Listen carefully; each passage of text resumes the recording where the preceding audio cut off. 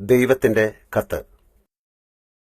ഒരു സുഹൃത്താണ് പോൾ കലാനിധി എഴുതിയ വെൻ ബ്രെത്ത് ബിക്കംസ് എയർ എന്ന പുസ്തകം വായിക്കാൻ നിർദ്ദേശിച്ചത്. അദ്ദേഹം ഇന്ത്യയിൽ വേരുകളുള്ള അമേരിക്കൻ ഡോക്ടറായിരുന്നു. പ്രസിദ്ധനായ ഒരു ന്യൂറോ സർജൻ. സാഹിത്യവും തത്വചിന്തയും ന്യൂറോളജിയും ഒന്നിച്ചു പഠിച്ച അയാൾ കരിയറിന്റെ ഉയരങ്ങളിലേക്ക് കുതിക്കവെയാണ് അയാൾക്ക് ശ്വാസകോശത്തിൽ ക്യാൻസർ ഉണ്ട് എന്ന് മനസ്സിലാവുന്നത്. തനിക്ക് ഇനി അല്പകാലം മാത്രമേ ഈ സുന്ദരമായ ഭൂമിയിൽ ശേഷിച്ചിട്ടുള്ളൂ എന്ന് തിരിച്ചറിഞ്ഞതിന് ശേഷം ജീവിതത്തെക്കുറിച്ച് അദ്ദേഹം എഴുതിയ പുസ്തകമാണ്. എങ്ങനെ ഒരുവന്റെ ജന്മം ശ്രേഷ്ഠമായി ജീവിച്ചു തീർക്കാം എന്നതിനെക്കുറിച്ച് ചിന്തിക്കാവുന്ന ഒരുപാട് കാര്യങ്ങൾ അദ്ദേഹം പറഞ്ഞിട്ടുണ്ട്. മനം കടഞ്ഞു മാത്രം വായിച്ചു തീർക്കാൻ സാധിക്കുന്നത്.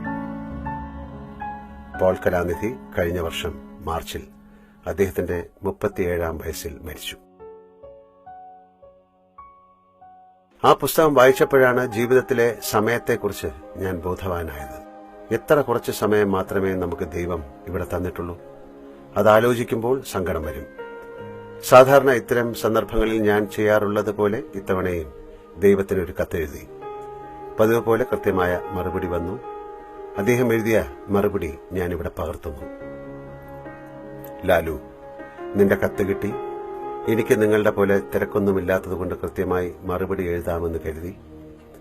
മരണം മുന്നിലെത്തിയ ഒരാൾ എഴുതിയ പുസ്തകം വായിച്ച് തകർന്നപ്പോഴാണ് ഇത്തവണ നിനക്ക് എഴുതാൻ തോന്നിയത്. അതിൽ തെറ്റില്ല. മരിക്കാറാവുമ്പോൾ അല്ലെങ്കിൽ മരണത്തെക്കുറിച്ച് ഓർമ്മ വരുമ്പോൾ മാത്രമേ നിങ്ങൾ മനുഷ്യർ മറ്റു മനുഷ്യരെക്കുറിച്ചും ദൈവത്തെക്കുറിച്ചും ആലോചിക്കാറുള്ളൂ. എനിക്കതിൽ പരാതിയില്ല. നിങ്ങളുടെ സ്വഭാവം എനിക്കല്ലേ ഏറ്റവും നന്നായി അറിയുക. നിങ്ങൾക്ക് ഭൂമിയിൽ ജീവിക്കാൻ ഞാൻ അനുവദിച്ച സമയത്തെക്കുറിച്ചാണ് ഇത്തവണ നിന്റെ ആകുലതയും പരാതിയും. അതിൽ കുറെയൊക്കെ ശരിയാണ്, അതിലുമധികം തെറ്റും. ശരാശരി 70-80 വയസ്സ് വെച്ചാണ് ഞാൻ മനുഷ്യരെ ഭൂമിയിലേക്ക് അയക്കാറുള്ളത്. ചിലർ നേരത്തെ മടങ്ങാറുണ്ട്. നേരത്തെ എന്നത് ആപേക്ഷികമാണ്. അതെന്തുകൊണ്ടാണ് എന്ന് ഞാൻ പിന്നെ പറയാം. എല്ലാ മനുഷ്യർക്കും ഞാൻ 24 മണിക്കൂർ മാത്രമേ ദിവസത്തിൽ നൽകിയിട്ടുള്ളൂ. ഒരു സെക്കൻഡ് ഒരാൾക്കും അധികം നൽകിയിട്ടില്ല. എന്നാൽ നിങ്ങൾ ഓരോരുത്തരും അത് ഉപയോഗിക്കുന്നത് ഏത് തരത്തിലൊക്കെയാണ്. ഏത് നിമിഷവും നിലയ്ക്കാവുന്ന ഒരു ഘടികാരമാണ്, അല്ലെങ്കിൽ അണയാവുന്ന തിരിനാളമാണ് താനെന്ന് വിചാരിച്ച് കർമ്മം ചെയ്യുന്ന എത്ര പേരുണ്ട് നിനക്ക് ചുറ്റും? ജനാധിപത്യപരമായി ഞാൻ അനുവദിച്ചു തന്ന സമയം നിങ്ങൾ എത്രമാത്രം നല്ല കാര്യങ്ങൾക്ക് ഉപയോഗിക്കുന്നുണ്ട്? പരദൂഷണം പറയാൻ, മറ്റുള്ളവരുടെ കാര്യങ്ങളിൽ കയറി ഇടപെടാൻ, എല്ലാ കാര്യങ്ങളും അഭിപ്രായം പറയാൻ, മതം, ജാതി, വർഗം, വർണ്ണം, ദേശമെന്ന് സ്വയം വേർതിരിഞ്ഞ് തമ്മിൽ തല്ലാൻ, കേസുകൾ കൊടുക്കാൻ, കുറ്റകൃത്യങ്ങൾ ആസൂത്രണം ചെയ്യാൻ, ജയിലിൽ കിടക്കാൻ എന്ന് വേണ്ട എത്ര കാര്യങ്ങൾക്കാണ് നിങ്ങൾ ഒരു ആവശ്യമില്ലാതെ സമയം ചെലവഴിക്കുന്നത്. നമ്മൾ ആദ്യമായി കണ്ടതൊരു തീവണ്ടി കമ്പാർട്ട്മെന്റിൽ വെച്ചാണ്. ഓർമ്മയുണ്ടല്ലോ?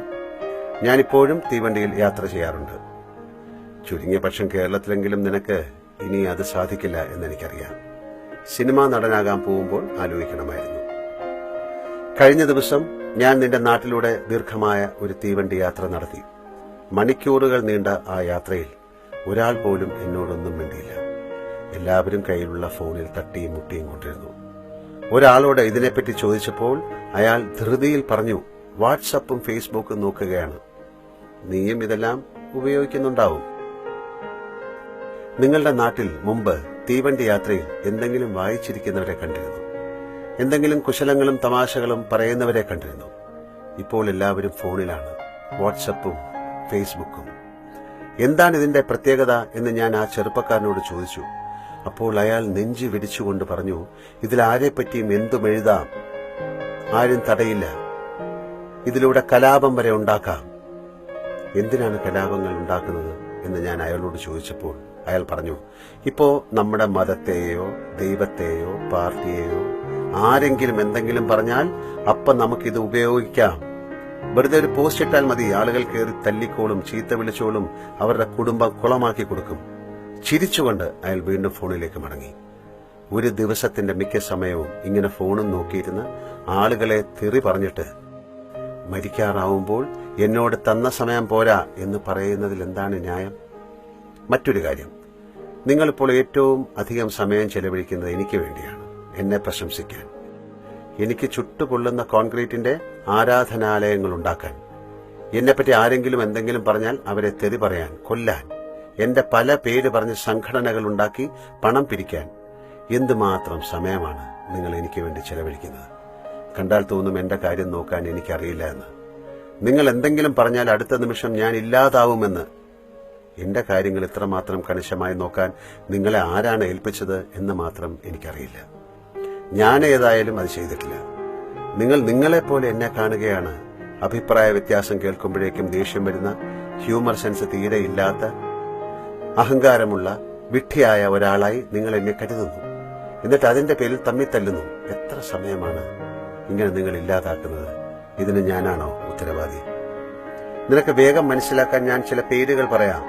മഹാത്മാഗാന്ധി, രവീന്ദ്രനാഥ ടാഗോർ, MT വാസുദേവൻ നായർ, ഹരിപ്രസാദ് ചൗരസ്യ, അമർത്യ സെൻ, മമ്മൂട്ടി, യേശുദാസ്, ലതാ മങ്കേഷ്കർ, മറഡോണ, സച്ചിൻ, ഇളയരാജ, AR റഹ്മാൻ. ഇനിയും ഒരുപാട് പേരുകളുണ്ട്. ഇവർക്കെല്ലാം ഞാൻ ദിവസത്തിൽ 24 മണിക്കൂർ മാത്രമേ നൽകിയിട്ടുള്ളൂ. കളവ് കേസിൽ പിടിക്കപ്പെട്ടും കൊലപാതകം ചെയ്തും ജയിലിൽ കിടക്കുന്നയാൾക്കും ഞാൻ അത്രമാത്രം സമയം തന്നെ നൽകിയിട്ടുള്ളൂ.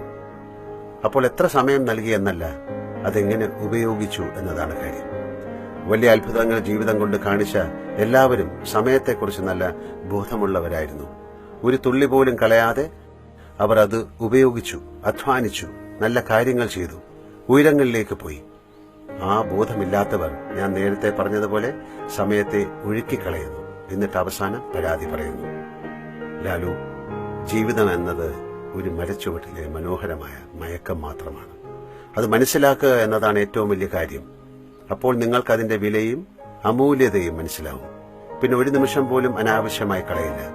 ചെയ്യുന്നതെന്തും സർഗാത്മകവും നന്മയുള്ളതുമാവും. അങ്ങനെ ആവുമ്പോൾ ഓരോ നിമിഷവും പൂർണ്ണമാവും. അത് മനസ്സിലാക്കി ജീവിക്കുക. ഒരാൾക്ക് മറ്റൊരാളെ ശാരീരികമായും മാനസികമായും ഉപദ്രവിക്കാൻ അവകാശമില്ല. എന്റെ കാര്യങ്ങളിൽ ആകുലരാവാതിരിക്കാൻ എല്ലാവരോടും പറയുക. പ്രപഞ്ചത്തിന്റെ മൊത്തം കാര്യം നോക്കുന്ന എനിക്ക് എന്റെ കാര്യം നോക്കാൻ അറിയില്ല എന്ന് പറഞ്ഞാൽ അല്പം ബുദ്ധിയുള്ളവർ നിങ്ങളെ പരിഹസിക്കും. അതുകൊണ്ട് എന്നെയും ദുഷ്ടചിന്തകളെയും വിട്ട് സ്വന്തം ജീവിതത്തെ നല്ലതാക്കാൻ ശ്രമിക്കുക. തുടർന്നും അദ്ദേഹം കുറെ കാര്യങ്ങൾ എഴുതി. അത് ഇനി ഒരു അവസരത്തിൽ പറയാം. കത്ത് അവസാനിക്കുന്ന വരികളിലെ വാക്കുകൾ എന്തോ വീണ് പടർന്നിരുന്നു. തീർച്ചയായും അദ്ദേഹത്തിന്റെ കണ്ണീറായിരിക്കണം. അദ്ദേഹം കരഞ്ഞത് എന്തുകൊണ്ടാണ് എന്നെനിക്കറിയില്ല.